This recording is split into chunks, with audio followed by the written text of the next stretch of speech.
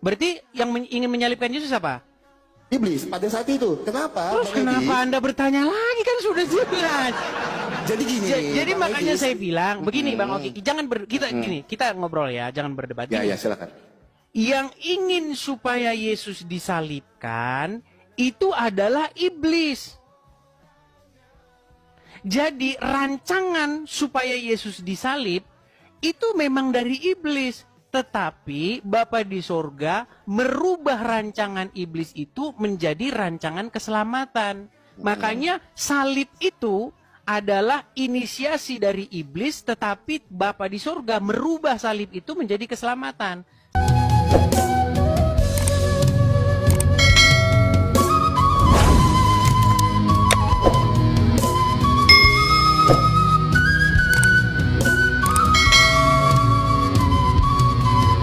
Saya kasih analoginya begini. Saya kasih analoginya begini, Oke ya, biar kita saling mengerti.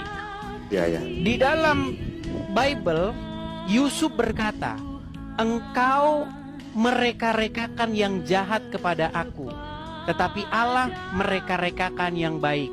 Familiar dengan ayat itu? Familiar. Oke.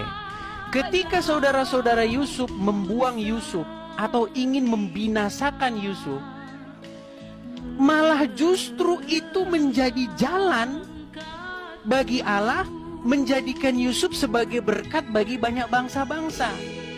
Sehingga melalui Yusuf bangsa-bangsa mendapatkan makan.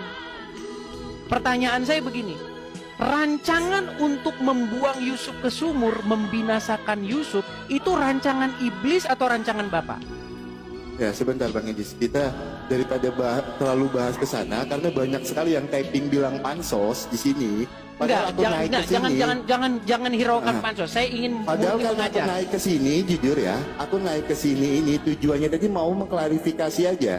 Mau mengklarifikasi bukan begini Bang gitu. Oki, Bang Oki begini. Kita jangan bicara omongan orang. Omongan orang itu selalu berbeda-beda. Kita nggak mau ngikutin omongan orang. Gini aja. Kalau betul-betul mau belajar, biar saya ajarin. Sekarang begini, pertanyaan saya, rencana membinasakan Yusuf, membuang Yusuf, membunuh Yusuf ke sumur, menjualnya ke Mesir, menyingkirkan dia dari keluarganya, itu rencana iblis atau rencana Bapa? Iblis. Rencana iblis. Tetapi Bapa merubah itu, mengalahkan rencana iblis itu menjadi berkat. Makanya rancangan kejahatan dirubah oleh Bapa menjadi rancangan keselamatan. Kasih contoh kedua. Saya kasih contoh kedua. Baru nanti ke penyaliban. Bang Oki misalnya seorang gembala di salah satu pemukiman non-Kristen, punya gereja, gerejanya hanya gubuk-gubuk saja. Karena orang-orang tidak senang orang-orang di situ masuk Kristen, dibakarlah gereja Anda. Ketika gereja Anda dibakar, orang-orang menyorakinya, syukur, mampus lo, pergi lo dari sini. Tetapi Bang Oki pegang firman Tuhan, jangan membalas kejahatan dengan kejahatan. Akhirnya apa? Berita pembakaran gereja itu viral, banyak orang berempati, bahkan presiden turun tangan, lalu dibangunlah gereja Oki yang baru. Tadinya gubuk, tadinya tidak dikenal orang, tadinya orang hanya tahu di kampung situ saja, tetapi karena pembakaran gereja itu, semua orang jadi tahu gereja Bang Oki, gerejanya jadi besar, jemaatnya tambah banyak. Pertanyaan saya, rancangan untuk membakar gereja itu, untuk membinasakan umat Tuhan itu, dari Bapa di sorga atau dari iblis? Dari iblis, tetapi Bapa di sorga merubah kutuk itu menjadi berkat. Tetapi Bapa di sorga merubah rancangan iblis itu menjadi berkat bagi banyak bangsa. Sama dengan penyaliban, Bang. Penyaliban itu datangnya dari iblis. Begitu. Jadi iblis ingin membinasakan Tuhan Yesus. Orang-orang ahli-ahli Taurat dan orang-orang Farisi ingin membinasakan, melenyapkan dia dengan cara disalibkan. Tetapi Bapa di surga merubah itu menjadi berkat bagi bangsa-bangsa. Justru ketika Yesus taat sampai matinya, bahkan taat di kayu salib, justru itulah kemenangan Tuhan Yesus. Dan ketika Yesus mati, kemudian bangkit pada hari yang ketiga, justru di situ iblis dikalahkan. Ketika gereja Anda dibakar, orang melihat bahwa Anda akan musnah. Orang melihat bahwa kekristenan akan musnah. Gereja tidak akan ada lagi, jemaat akan bubar. Tetapi justru sebaliknya, dengan cara itu malah Bapa di surga membuat gereja itu semakin besar. Jadi makanya saya bilang, penyaliban itu rancangan iblis, tetapi Bapa di surga merubah rancangan iblis itu menjadi jalan keselamatan. Jadi salib yang tadinya kutuk, salib yang tadinya lambang kehinaan, dirubah menjadi berkat dan jalan keselamatan. Seperti itu. Iya, jadi itulah Bang Edis ya, kenapa kemarin itu yang kemarin itu sampai jujur ya, malam tadi itu saya masih teleponan dengan Bang Nabiro.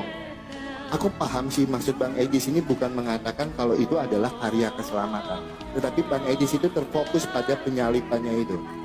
Dan akhirnya kami sepakati dengan Bang Nabirong.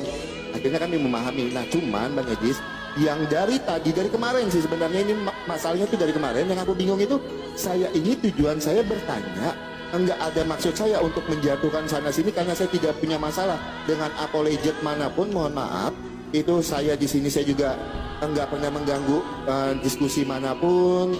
Saya Bang Edis lab, saya suka nonton. Bahkan ketika Bang Edis mau lab, teman-teman yuk kita end lab dulu, masuk ke komalnya Bang Edis, nanti baru kita gabung lagi gitu. Nah tiba-tiba ada serangan-serangan itu, tapi aku sih nggak peduli dengan itu semua ya. Cuman yang aku mau sampaikan gini Bang Edis, tujuan saya itu bertanya, tidak menjatuhkan satu orang pun apologet.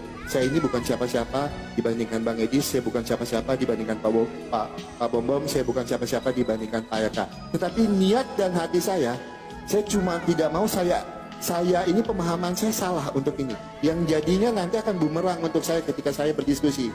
Itu saja yang saya mau sampaikan dengan Bang Edis, tapi saya ngerti apa yang Bang Edis maksud.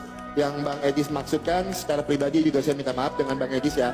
Kalau karena kejadian saya ngirim video itu yang niat hati saya untuk bertanya itu malah menjadi sesuatu yang viral, bahkan sampai adanya salah paham, saya secara pribadi minta maaf dengan Bang Edis TV, dengan Pak Bom Bom ya. Gitu. Ya, jadi sekarang Anda sudah mendapatkan pemahaman yang benar karena tadi Anda mengatakan Anda mau bertanya. Gitu kan? Bang Oki tanya sama ini, tanya sama ini, tanya sama ini, begitu. Ya, tapi tidak ada jawaban kan? Nah sekarang sudah itu ketika mendapatkan dari jawaban saya, kira-kira puas atau menolak jawaban saya? Coba. Saya sih sepakat Bang Edis. Karena sebelum Bang Edis ngomong ini, aku sama Bang Nabirong udah teleponan membahas hal yang kurang lebih sama. Itu dengan Bang Edis TV tadi malam jam 7 malam setelah aku live aja aku teleponan dengan Bang Nabirong. Nah tapi gini, Bang Edis, sebenarnya yang saya mau tanya itu arahnya ke Ibu Sofi. Tapi Ibu Sofi sayangnya nggak bisa balas WA saya, mungkin dia lagi tidur gitu ya. Bang Edis, secara pribadi saya minta maaf ya dengan Bang Edis TV ya kalau ada kesalahan saya. Sama-sama, kalau ada pun kata-kata saya yang salah juga jangan disimpan dalam hati. Saya ini ingin memberikan pengajaran yang benar tentang iman kita, supaya kita mengerti iman kita yang sesungguhnya. Karena iman kita ini bukan hanya sekedar dogma yang nggak jelas begitu loh, tapi kita sungguh-sungguh memahami. Jadi ketika ada seseorang mengatakan bahwa Bapak menginginkan supaya Yesus itu disalib, yaitu tidak benar, pandangan itu tidak benar. Sama seperti begini, ketika orang-orang membakar gereja Anda, ya kan? Apakah mereka itu harus diberikan penghargaan? Karena setelah gereja Anda dibakar, gereja Anda semakin besar. Ya tidak, mereka itu mendapatkan upah kejahatannya. Oke, begitu pula dengan iblis. Iya, mereka tidak pernah merancangkan kebaikan, begitu loh. Siap. Jadi begitu juga dengan iblis. Iblis tidak pernah berjasa dalam penyaliban itu, karena keinginan iblis itu adalah yang jahat. Begitu. Saya rasa ayat yang saya berikan juga sudah cukup jelas. Betul. Ya, terima kasih banyak ya Bang Edis ya. Sama-sama.